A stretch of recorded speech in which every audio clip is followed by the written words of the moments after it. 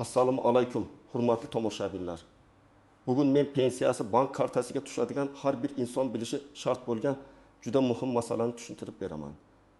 Bu gap faqat pensionerlarga emas, ularning farzandlariga, nevaralariga, qarindoshlariga ham tegishli. Chunki ko'p hollarda pensioner odam kartasini o'zi ishlatmaydi.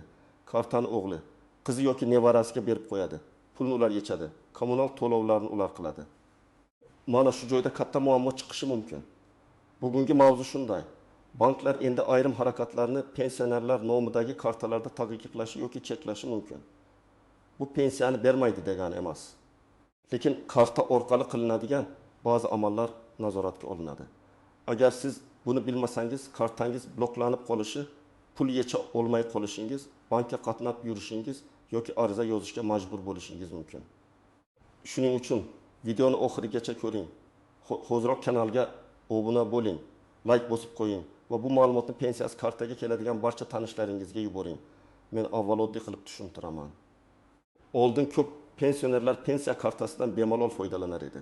Pensiya tushadi, bankomatdan naqd yechiladi, do'konda to'lov qilinadi, boshqa kartaga o'tkaziladi. Kimdir har oy pensiya tushgan kuni butun summani yechib oladi. Kimdir farzandiga o'tkazadi. Kimdir kartani butunlay o'g'liga berib qo'yadi. Pin kodni ham aytadi. Bank esa odatda bunday mayda holatlarga chuqur aralashmas edi. Hozir esa vaziyat o'zgaryapti. Banklar moliyaviy xavfsizlik, firibgarlikning oldini olish, noqonuniy pul aylanishi, karta egasining roziligisiz pul yechilishi kabi sabablar bilan ayrim operatsiyalarni tekshirishi mumkin. Ayniqsa pensionerlar kartasi alohida e'tiborda bo'ladi. Chunki amaliyotda eng ko'p aldanganlar ham, kartasidagi pulni boshqalar yechib olganlar ham, telefon orqali kodni ayting degan firibgarlarga ishonganlar ham ko'pincha yosh katta insonlar bo'ladi. Shuni aniq bilib oling. Bank sizning pensiyangizni taqiqlamaydi. Pensiya davlat tomonidan tayinlangan bo'lsa, u kelishi kerak. Lekin bank karta bilan bog'liq xavfli, shubhali yoki qoidaga zid amallarni vaqtincha to'xtatishi mumkin. Masalan, bir kunda noodatiy katta summa boshqa kartalarga o'tkazilsa, karta boshqa odam qo'lida ishlatilayotgani sezilsa, ketma-ket noto'g'ri pin kod kiritilsa, shubhali internet to'lovlar bo'lsa, bank karta xavfsizligini saqlash uchun blok qo'yishi mumkin. Oldin ko'pchilik shunday yashardi. Ona yoki ota pensiya kartasini farzandiga berib qo'yadi. Farzand har oy borib bankomatdan 1 million 200 ming so'm, 1 million takim 100 ming so'm yoki 2 million so'm pensiyani yechib keladi. Pensionerning o'zi bankomatga bormaydi, ilovadan foydalanmaydi. SMS xabarni ham farzandi telefondan ko'radi. Oilada ishonch bo'lgani uchun bu oddiy holatdek tuyuladi. Lekin bank nuqtai nazaridan qaralsa, karta egasi kim? Pensioner. Pul kimniki? Pensionerniki. Kartadan kim foydalanishi kerak? Asosan karta egasining o'zi. Agar karta boshqa odamda yursa, bank bu holatni xavf deb baholashi mumkin. Chunki ertaga pensioner men pulni yechmaganman, kartamdan 2 million so'm yo'qolibdi desa, bank tekshiradi. Kamera yozuviga qaraydi. Bankomatdan boshqa odam yechgan bo'lsa, savol tug'iladi. Karta nega boshqa odamda bo'lgan? Pin kodni kim bergan? Pul egasining roziligi bo'lganmi? Endi banklar shunday holatlarda ehtiyotkor bo'lyapti. Ba'zi banklar mobil ilovadagi limitlarni pasaytirishi, katta o'tkazmalar uchun tasdiqlash talab qilishi, shubhali operatsiyada qo'ng'iroq qilib tekshirishi, ayrim xizmatlarni faqat bank filialida yo'qtirishi mumkin. Bu pensionerga pul berilmaydi degani emas. Bu pensionerning pul himoya qilinadi, lekin karta qoidalariga amal qilish kerak degani. Men birinchi navbatda quyidagi odamlarga juda ehtiyot bo'lishni maslahat beraman. Birinchisi, pensiya kartasini boshqa odamga berib qo'yganlar. Bu o'g'il, qiz, kelin, kuyov, nabira bo'lishi mumkin. Yaqin odam bo'lsa ham, karta egasi baribir pensionerning o'zi hisoblanadi. Karta va pin kodni boshqa odamga berish kelajakda muammo tug'dirishi mumkin. Ikkinchisi, har oy pensiya tushishi bilan butun pulni boshqa kartaga o'tkazadiganlar. Masalan, pensionerga 1 million 600 ming so'm tushadi. Shu zahoti 1 million 500 ming so'm farzandining kartasiga o'tadi. Bir oy shunday bo'lsa mayli, lekin har oy muntazam takrorlansa, bank bu karta egasi o'zi foydalanyaptimi yoki boshqa odamlar boshqaryaptimi deb tekshirishi mumkin. Uchinchisi, kartasiga pensiyadan tashqari ko'p pul kirib chiqadiganlar. Masalan, pensioner kartasiga pensiya 1 million 800 ming so'm tushadi, lekin oy davomida 1 million so'm kiradi. va 20 million so'm chiqadi. Bank buni oddiy pensiya kartasi deb emas, faol pul aylanishi bor karta deb ko'radi. Agar tushuntirish bo'lmasa savollar tug'iladi. Bu pul savdodanmi, qarzdanmi, qarindoshlar yuborgan pulmi, kimning puli? Mana shu noaniqlik blokirovka yoki tekshiruvga olib kelishi mumkin. 4-si, telefon orqali kelgan kodlarni boshqalarga aytadiganlar. Firibgarlar ko'pincha men bank xodiman, kartangiz bloklanadi, pensiyangiz to'xtaydi, kod keldi, ayting deb qo'rqitadi. Men qat'iy aytaman. Bank xodimi hech qachon SMS kodni, PIN kodni, karta orqasidagi raqamlarni so'ramaydi. Agar kimdir so'rasa, bu firibgar bo'lish ehtimoli juda yuqori. Agar siz pensiya kartangizdan o'zingiz foydalanayotgan bo'lsangiz, operatsiyalar oddiy bo'lsa, kartangizga faqat pensiya va qonuniy tushumlar kelayotgan bo'lsa, do'konda to'lov qilsangiz, kommunal to'lov qilsangiz, bankomatdan me'yorida pul yetsangiz, odatda xavotirga hojat yo'q. Bankning maqsadi oddiy pensionerni qiynash emas. Maqsad shubhali, xavfli yoki egasiga zarar yetkazishi mumkin bo'lgan amallarni to'xtatish. Masalan, sizga har oy 20 million 700 ming so'm pensiya tushadi. Siz 500 ming so'mni oziq-ovqatga ishlatasiz. 300 ming so'm kommunal to'laysiz. 400 ming so'm naqd yechasiz. Qolganini kartada saqlaysiz. Bu tabiiy holat. Yoki pensiyangizdan 200 ming so'm nevarangizga yuborasiz. Bu ham oddiy. Lekin bir kunda 10 ta turli kartaga pul tarqatish, bir necha marta katta summa o'tkazish, internetdagi noma'lum saytlarga to'lov qilish bank e'tiborini tortishi mumkin. Birinchi misol. Toshkent viloyatida yashovchi pensioner ayolning kartasiga 1 million 900 ming so'm pensiya tushadi. U kartani o'g'liga berib qo'ygan. O'g'li har oy pulni yechib keladi. Bir kuni o'g'il bankomatdan pul yechmoqchi bo'ladi.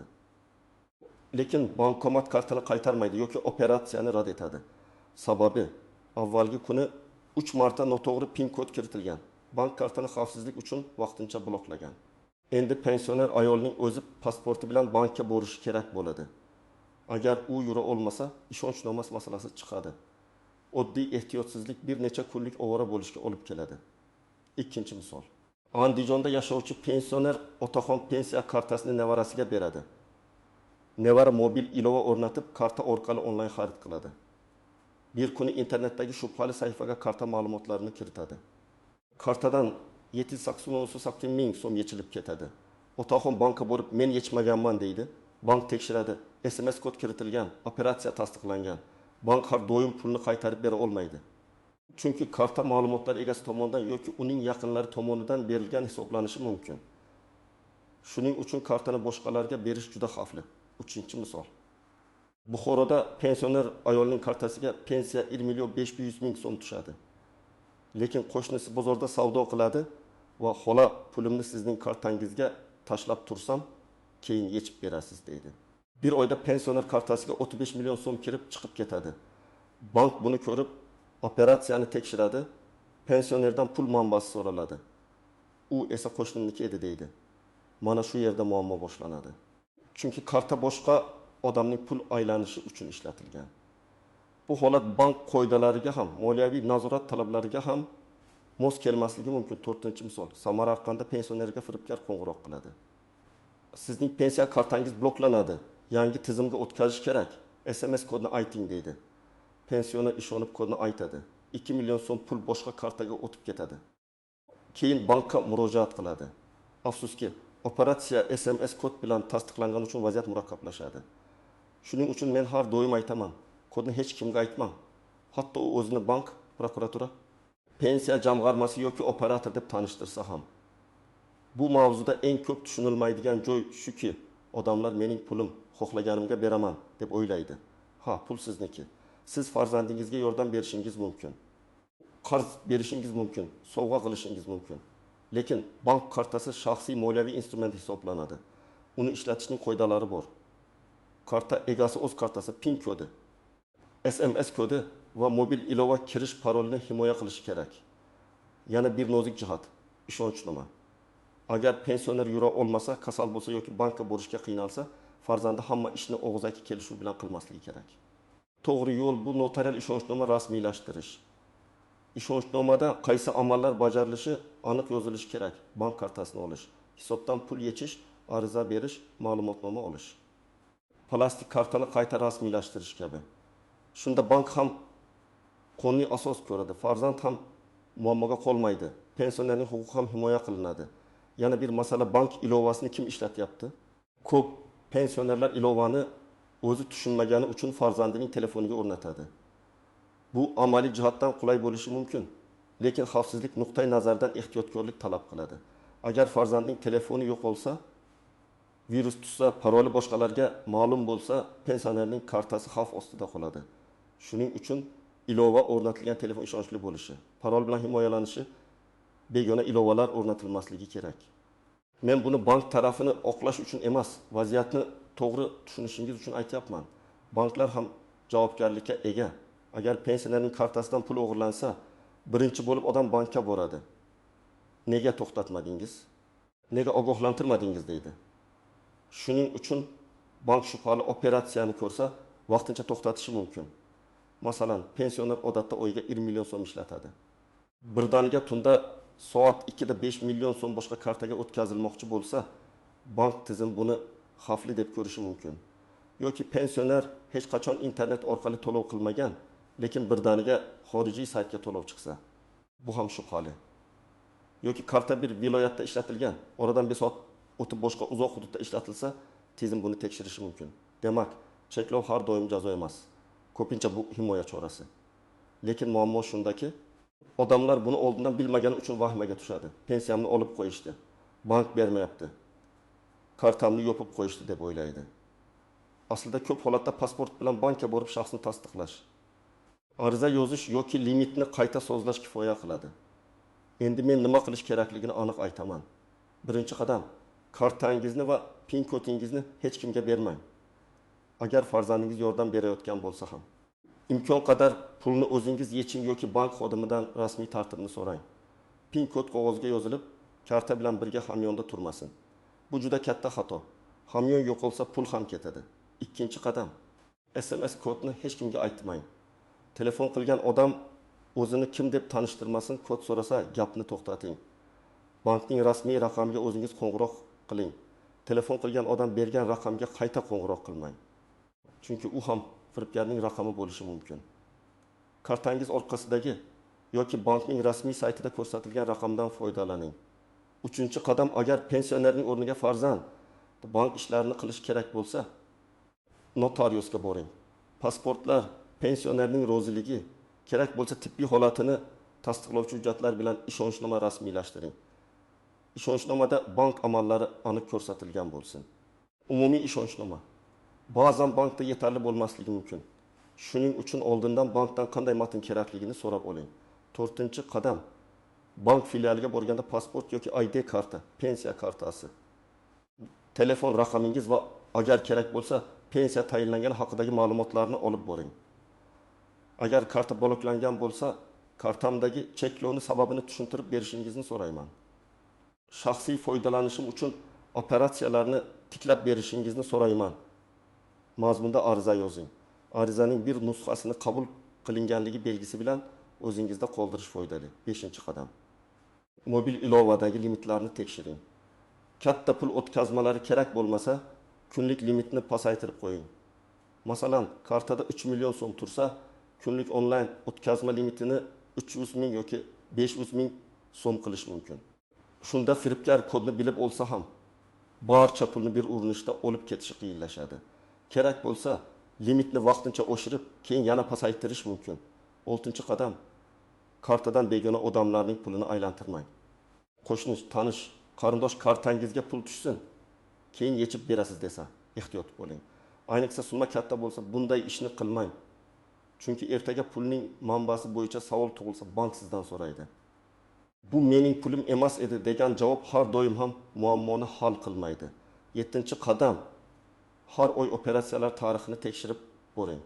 Agar pensionerning o'zi ko'ra olmasa, ishonchli farzandi birga ko'rib bersin. Noma'lum to'lov kichik bo'lsa ham takroriy yechimlar, internet xizmatlari uchun avtomatik ushlab qolishlar bor yo'qligini tekshiring. Ba'zan odamlar biror ilovaga karta ulab qo'yadi. Keyin har oy 29 ming, 49 ming yoki 99 ming so'm yechilib turadi. Pensioner buni sezmaydi. Yil oxirida katta summa bo'lib ketadi. Agar kartangiz ishlamay qolsa, birinchi navbatda vahima qilmang. bankomat kartani qabul qilmasa yoki ilovada xatolik chiqsa, bu pensiya yo'qoldi degani emas.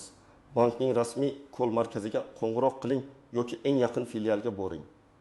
Pasportingizni albatta oling. Bankdan aniq sababni so'rang. Karta muddati tugaganmi? PIN kod xato kiritilganmi? Shubhali operatsiya bo'lganmi? Limit tugaganmi? Texnik nosozlikmi?